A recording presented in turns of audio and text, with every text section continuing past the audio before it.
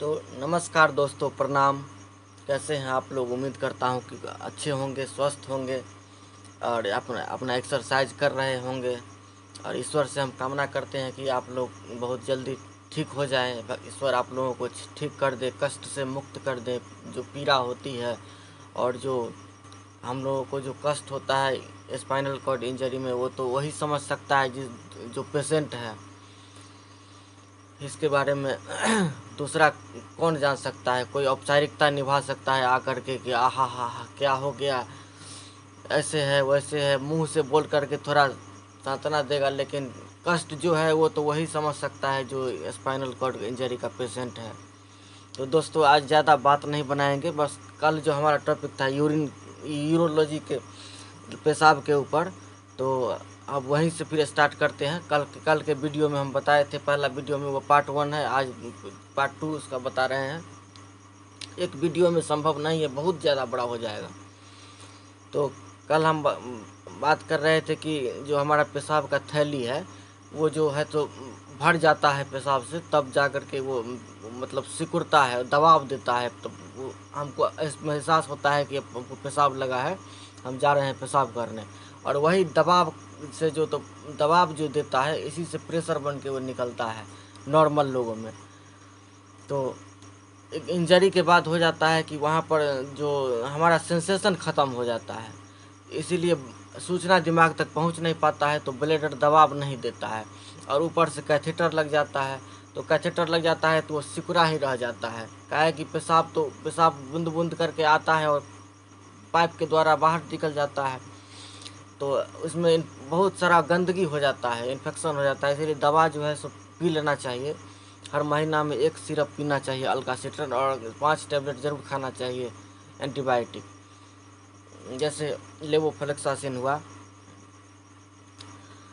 तो दोस्तों, हमको 3 महीना बाद जो है सो हमारे डॉक्टर साहब आते थे, फिजियोथेरेपी वाले, तो वो हर 15 दिन पर हमको कैथेटर निकाल करके चेक करते रहते थे कि मतलब पेशाब रुका है कि नहीं।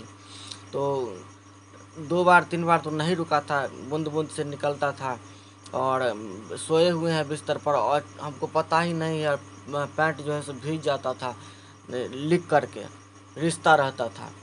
तो फाइनली 3 की लगभग रखिए ना, 3 महीना 15 दिन के बाद जो है सो हमको कैथेटर निकला, उसमें हमको जो है सो रुका था पेशाब।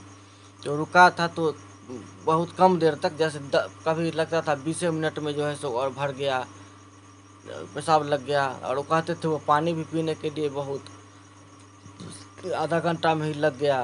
तो और उतना ज़्यादा मतलब पूरा तरह से रुका नहीं था जैसे अभी रुका है। तो बहुत ताकत लगाना पड़ता था, बहुत ताकत लगा, कूद करके बहुत ताकत लगा करके पेशाब करते थे, पेशाब निकलता था। तो उसमें जो हमारा डब्बा दिया हुआ था, उसमें लिखा हुआ था वो ml नापने वाला, तो उसमें देखते थे 300 ml 400 ml निकल जाता था। तो वो बताते थे डॉक्टर साहब कि ठीक है, ऐसे धीरे धीरे हो जाएगा सही। तो उसके बाद अल्ट्रासाउंड करवाए तो उसमें पता चला कि मतलब 100 ml 150 ml 50 ml पेशाब अंदर में रुक जाता है। लेकिन फिर है कि क्या करोगे, कैथेटर नहीं लगा वैसे ही ठीक है, अब ताकत ही लगाना पड़ता है, तो क्या करें। और ताकत लगाने पर समस्या ये है कि स्टूल भी बाहर आ जाता है पेशाब के साथ, ताकत लगाने पर वो भी बाहर आ जाता है। वही बहुत बड़ी समस्या है दोस्तों, क्या कहें, किसी को बता भी नहीं सकते किसी के सामने। पर ये तो हम अपनों से अपनी बात हुई कि जो हमारे जो पेशेंट है स्पाइनल कॉर्ड इंजरी के, तो उनको वही अपना अनुभव हम बता रहे हैं जो हमारे साथ बीता है। तो अपनों से अपनी बात कहने की बात हुई है। तो उसके बाद अब यहाँ पर यही गलती होता है कि जिस समय हम कैथेटर हमारा निकला, उसी समय CIC शुरू हो जाता तो आगे चल के वो बहुत अच्छा रहता है। लेकिन ज्ञान नहीं होने के कारण, नहीं जानकारी होने के कारण, हम लोग तो नहीं हुआ, और वो फिजियोथेरेपी वाले को भी क्या पता, वो नहीं बताए। तो लगभग 5-6 महीने के बाद हमको जो है सो हुआ, ताकत लगाने पर भी नहीं निकलता था। और ऐसे बैठे बैठे पैंट भी जाता था, टपक जाता था, हंसने पर खांसने पर, ताकत लगाने पर निकलता नहीं था। तो डॉक्टर से दिखाए पटना, IGMS में जा कर के, तो वो बोले कि तुमको यूरिथ्रल स्ट्रक्चर हो गया है। बहुत तरह का जांच कराया, लगभग हमको 10,000 रुपया जाँच में खर्च करा दिया, ये 5,000 रुपये 6,000 रुपया। उसके बाद जो है सो वो नंगा करके एक्सरे किया था, वो पेशाब अति बाहर से सिरिंज से पेशाब भर करके उसमें जो स्ट्रक्चर, तो उसमें रॉड डाल करके जो है सो पेशाब के रास्ते में वो स्ट्रक्चर को तोड़ा और फिर कैथेटर लगा दिया। उसके बाद जो है सो CIC करने का सिखाया, फिर 1 महीना करके हम छोड़ दिए। उसके बाद फिर 1 साल के बाद हमको वो समस्या हुआ, फिर दरभंगा गए, फिर वो डॉक्टर मनोज कुमार था, वो जो है सो फिर देखा, वो भी जो है सो जांच उच कराया और वो भी वही डाइल्टेशन किया रॉड से। तो लेकिन और जबकि समस्या कुछ भी नहीं था, कुछ भी समस्या नहीं था, हमको CIC सिखा देता, रॉड डालने की ज़रूरत नहीं था, लेकिन पैसे के लिए किया। तो जिस समय कैथेटर निकला उसी समय CIC शुरू हो जाता है। तो आगे चल के जो स्ट्रक्चर होता है, स्ट्रक्चर क्या होता है कि जिस जगह पर हमको सेंसेशन नहीं है, तो सेंसेशन नहीं है तो वो जो है तो मांस सूख कर के, जैसे क्या ये जांग का मांस कैसे है कि सेंसेशन नहीं है तो कमज़ोर हो जाता है, इसी तरह पेशाब का जो रास्ता है वो सेंसेशन नहीं होने के कारण यूरेथ्रा कमज़ोर हो जाता है।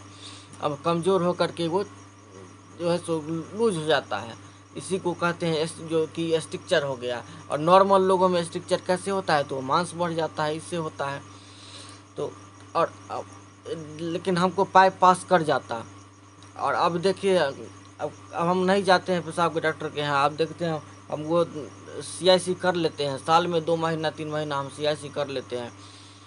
और बहुत ही नॉर्मल चीज़ है CIC, ये बहुत, इसमें कोई जोखिम नहीं है, बहुत आसान है। लोग सुनने से डरता है, बिल्कुल आसान है। यहाँ तक कि कैथेटर जो लगाता है, मतलब ये इंजरी के बाद, वो भी हम खुद से लगा सकते हैं, कोई भारी काम नहीं है, वो बिल्कुल आसान है, वो कोई जोखिम है ही नहीं उसमें। तो CIC कर लेते हैं। तो दोस्तों, डॉक्टर साहब के यहाँ जाने पर तो कहते हैं कि किडनी का जांच कराइए, तो ये कराइए, तो वो कराइए, ऐसा होगा वैसे का, मतलब इतना न मन में कचरा हमको भर देंगे कि हम डर कर के मारे जो है सो जो कहेंगे वो हमको रोबोट बना देंगे, जो कहेंगे वो हमको करना पड़ेगा डर करके। तो दोस्तों, फिर आज आज इतना ही रखते हैं, फिर अब कल बात करेंगे इसी टॉपिक पर। तब तक के लिए इजाज़त दीजिए। राम राम, जय श्री राम।